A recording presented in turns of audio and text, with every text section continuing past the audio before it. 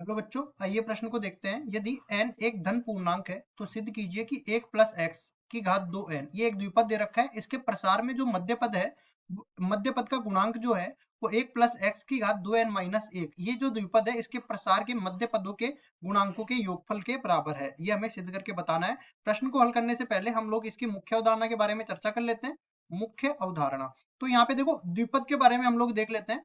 द्विपद पर मैं क्या कहती है कि जब भी अपने पास एक द्विपद इस तरह से आ जाए a प्लस बी की घात n, तो इसका प्रसार कैसे होगा? एन सी जीरो ए की घात n b की घात 0, फिर आगे बढ़ते हैं एन सी एक ए की घात n माइनस 1 b की घात 1। इस तरह से a की घात घटती जाएगी, b की घात बढ़ती जाएगी और a और b की घातों का जो योग होगा वो n के बराबर होगा। आगे तक चलते हैं और इसका अंतिम पद जो होगा एन सी एन, इसमें a की घात 0 हो जाएगी और b की घात n हो जाएगी। अब देखो यहाँ पे एन सी आर जो है ये संचय गुणांक को परिभाषित करता है और ये अपने पास बताता है n वस्तुओं में r वस्तुओं के चयन के तरीके को। तो इसका एक सूत्र भी होता है फैक्टोरियल n बटा में फैक्टोरियल r गुना में फैक्टोरियल n माइनस में r। ठीक है, अब देखिए इसको मैं क्या इसका सामान्य पद लिखना चाहूँ तो टी आर प्लस 1 से निर्धारित करूंगा और ये अपने पास बन जाएगा एन सी आर गुना में ए की घात n माइनस आर गुना में b की घात r के बराबर। अब देखिए मध्य पदों के बारे में बता देते हैं। जैसे मैं बोलूं कि n यहाँ पे सम संख्या है, सबसे पहले तो मैं ये बता देता हूँ कि जब भी अपने पास घात n होती है तो पदों की संख्या n प्लस 1 हो जाती है। तो यहाँ पे अगर n घात मतलब सम है तो इसमें एक ज्यादा इसके प्रसार में पद बन जाएंगे तो पदों की संख्या विषम हो जाएगी और पदों की संख्या विषम है तो केवल एक मध्य पद होगा। तो देखो यहाँ पे मध्य पद क्या बन जाएगा? n बटा 2 प्लस एकवा जो पद होगा वो अपना मध्य पद बन जाएगा जब n का मान सम होगा। इसी तरह मैं बोलूं कि अगर n का मान विषम है तो इसके जो मध्य पद है मतलब पदों की संख्या तो सम के बराबर होगी और पद सम हो गए तो मध्य पद 2 हो जाएंगे। तो पहला मध्य पद तो इस तरह से निकालेंगे n प्लस 1 बटा 2वां पद। ठीक है, और दूसरा मध्य पद हम लोग इस तरह से निकालेंगे n प्लस 1 बटा में 2 प्लस 1वां पद।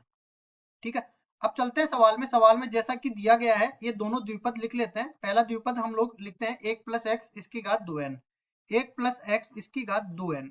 तो इसका मध्य पद निकालते हैं। देखो अपने पास ये घात सम है और घात सम है तो इसका एक मध्य पद होगा, लिखते हैं मध्य पद। चूंकि यहाँ पे ये भी लिख देते हैं 2n एक सम संख्या है क्योंकि 2 का भाग पूरा पूरा जाता है। मध्य पद यहाँ पे हो जाएगा 2n बटा में 2 प्लस एकवा पद जो होगा वो अपने पास मध्य पद होगा, मतलब कुल मिला के n प्लस एकवा जो पद है वही अपना मध्य पद होगा। तो n प्लस एकवा पद निकाल सकते हैं। देखो इस तरह से हम लोग निकालेंगे टी एन प्लस एक बराबर हो जाएगा 2n सी एन, वैसे ही करेंगे और एक की घात हो जाएगी 2n माइनस एन, मतलब देखो एक की घात कुछ भी हो कोई फर्क नहीं पड़ता गुणा में, और x की घात हो जाएगी n के बराबर। अब इसका गुणांक देख लेते हैं तो लिखेंगे गुणांक, मध्य पद का गुणांक, मध्य पद का गुणांक ये अपने पास बन जाएगा 2n सी एन के बराबर। अब इसी तरह दूसरा वाला द्विपद उठा के लाते हैं। दूसरा द्विपद है अपने पास 1 प्लस एक्स इस पूरे की घात 2n माइनस 1 और ये देखो अपने पास 2n माइनस 1 एक विषम संख्या है और विषम संख्या है तो पदों की संख्या सम हो जाएगी और दो मध्य पद हो जाएंगे। तो यहाँ पे देखेंगे मध्य पद अपने पास हो जाएंगे एक तो हो जाएगा 2n माइनस 1 बटा में प्लस 1 बटा में 2, ये वाला पद हो जाएगा। ठीक है, और दूसरा दूसरा हमारे पास बन जाएगा 2n माइनस 1 प्लस 1 बटा में 2 प्लस एकवा पद जो है ये दोनों पद मध्य पद बन जाएंगे। अब देखो ये दोनों पद कौन कौन से आ रहे हैं यहाँ पे 2n बटा 2, तो ये nवा पद बन रहा है, nवा पद, तथा और दूसरा कौन सा बन रहा है n प्लस एकवा पद, n प्लस एकवा पद। इस तरह से ये बनेंगे। अब दोनों पद हम लोग निकाल लेंगे। सबसे पहले मैं इसमें निकाल देता हूँ एनवा पद। तो एनवे पद को मैं क्या लिख सकता हूँ? टी एन माइनस 1 प्लस 1 के बराबर। तो यहाँ से क्या बन जाएगा? 2n माइनस में 1 सी एन माइनस में 1 और x की घात बन जाएगी n माइनस में 1। अब देखो इसका गुणांक मैं निकाल लेता हूँ तो गुणांक यहाँ पे कितना बन जाएगा? 2n minus 1 C n minus 1। इसी तरह दूसरे वाले पद का भी निकाल लेते हैं तो ये क्या बनेगा? टी एन प्लस 1 बराबर हो जाएगा 2n minus 1 C N x की घात n, ये बन जाएगा। और अब देखो इसका मैं गुणांक निर्धारित कर देता हूं तो यहाँ पे गुणांक कितना बन जाएगा? 2n माइनस 1 सी एन के बराबर। अब मेरे को ये पता है कि ये दोनों मध्य पदों का योग जो पहले जो द्विपद था इसके मध्य पद के गुणांक के बराबर है। तो दोनों का योग देख लेंगे तो लिखते हैं योग बराबर हो जाएगा 2n minus 1 C n minus 1 plus दूसरा है 2n माइनस 1 सी एन के बराबर। अब देखिए यहाँ से ये इसको मैं समीकरण नंबर 1 नाम दे देता हूँ और दूसरे वाले को मैं समीकरण नंबर 2 नाम दे देता हूँ। दोनों समीकरण आपस में बराबर है तो लिखेंगे प्रश्नानुसार, क्योंकि प्रश्न में ऐसा दिया गया है, ये बराबर है 2n cn बराबर है 2n minus 1 cn minus 1 plus 2n minus 1 cn के बराबर, ये ऐसा दे रखा है। तो देखिए यहां से मैं इसका RHS उठा लेता हूँ, RHS को LHS के बराबर सिद्ध करेंगे। तो देखिए इसमें क्या दिया गया है RHS में, ये अपने को दिया गया है 2n माइनस 1 cn माइनस 1 और प्लस में 2n माइनस 1 cn। देखो पहले तो या तो मैं इसका प्रसार करके इसको मैं खोल के भी सिद्ध कर सकता हूँ, लेकिन इसके अलावा मैं जो है जो संचय होता है उसके गुणधर्म जानता हूँ। गुणधर्म इस तरह से कहता है कि अगर मैं NCR और NCR माइनस 1 का योग करूं तो यहाँ पे देखो ये 1 बढ़ जाएगा और n प्लस 1 हो जाएगा और यहाँ पे ये कितना बनेगा, ये अपने पास बन जाएगा R।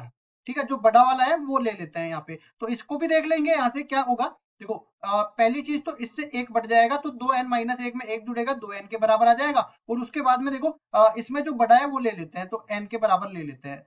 अब देखो आगे, ये तो हमने गुणधर्म लगा के इसको सिद्ध करके बता दिया, इसके अलावा भी मैं इसको देखो सिद्ध करूंगा सूत्र से। तो ये क्या बन जाएगा इस तरीके से, पहले तो मैं लिख देता हूँ 2n माइनस 1 cn माइनस 1 और प्लस में 2n माइनस 1 cn के बराबर, इसको खोलूंगा मैं तो ये क्या बन जाएगा 2n माइनस 1 का फैक्टोरियल और नीचे अपने पास बन जाएगा n माइनस 1 का फैक्टोरियल, और क्या बनेगा 2n माइनस 1 में से n माइनस 1 घटेगा तो यहाँ से n का फैक्टोरियल बच जाएगा। और इसमें भी देख लेते हैं 2n माइनस 1 का फैक्टोरियल तो यहाँ पे बनेगा, n का फैक्टोरियल यहाँ पे बनेगा, और 2n माइनस 1 में से अगर मैं n को घटा दूं तो यहाँ से n माइनस 1 का फैक्टोरियल ये बन जाएगा। अब देखो कुल मिला के आप देख सकते हो कि इनका हर तो आपस में समान है, और हर आपस में समान है तो ये 2 से गुणा हो जाएगा। तो यहाँ पे देखो x प्लस x 2x के बराबर हो जाएगा, तो ऊपर अपने पास 2 से गुणा होके इसको लिख सकते हैं 2n माइनस 1 का फैक्टोरियल, और नीचे क्या बन जाएगा n माइनस 1 का फैक्टोरियल गुणा में n का फैक्टोरियल, ये बन गया। अब देखो मैं क्या कर देता हूँ, ऊपर नीचे n से गुणा कर देता हूँ, तो n से गुणा यहाँ पे कर दिया और n से गुणा यहाँ पे कर दिया। अब उसके बाद में देखो ऊपर वाला तो क्या बन गया, ये बन गया अपने पास 2n गुणा में 2n माइनस 1 का फैक्टोरियल, और इसी तरह यहाँ पे इसको भी लिखेंगे n गुणा में n माइनस 1 का फैक्टोरियल और गुणा में n का फैक्टोरियल। अब देखो 2n गुणा में 2n माइनस 1 का फैक्टोरियल, ये पूरा अपने पास 2n का फैक्टोरियल के बराबर हो गया, और इसी तरह n गुणा में n माइनस 1 का फैक्टोरियल, ये n के फैक्टोरियल के बराबर हो गया, और ये पहले से n फैक्टोरियल है ही।